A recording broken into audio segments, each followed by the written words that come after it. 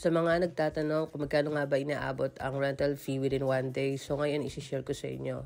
So nag-rent nga pala ako ng sasakyan sa same station rental kasi mas mura dito at meron na tayong itinerary kaya kalkulado na natin yung oras natin. So nag-set nga pala ako dito ng time ng February 5 o'clock ng umaga hanggang February 5, alas 8 ng gabi. Pagka-set natin ng time, lalabas na yung station na pinakamalapit sa atin at pwede na tayo mamili ng sasakyan. Ang pinili ko nga pala dito is Toyota Yaris. Kapag nakapili na tayo, pindutin lang natin yung red and then lalabas na yung estimated price within 1 day. So dapat sufficient yung balance sa account mo kasi kung hindi, mag-failed yung reservation mo.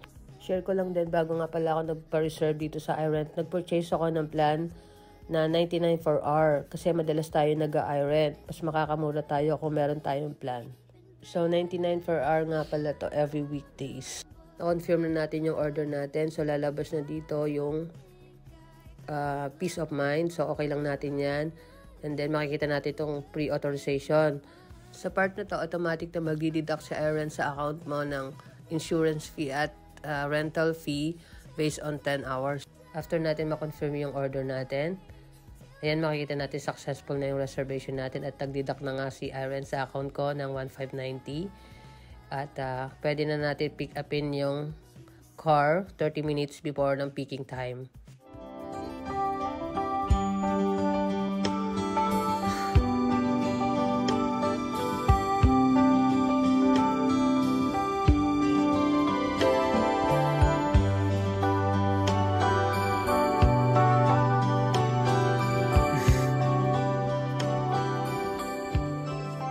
So ngayon, start returning the car na nga tayo. Inabot tayo ng 14 hours and 16 minutes.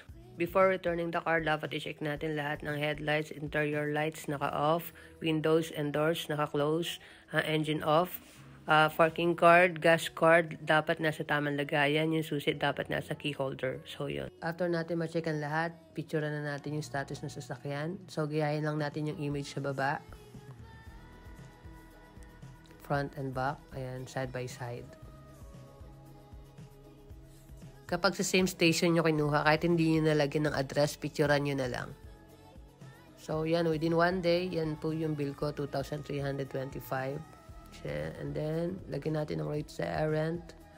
Ayan, nagkaroon tayo ng new batch. Naka 500 km na ako. Ayan.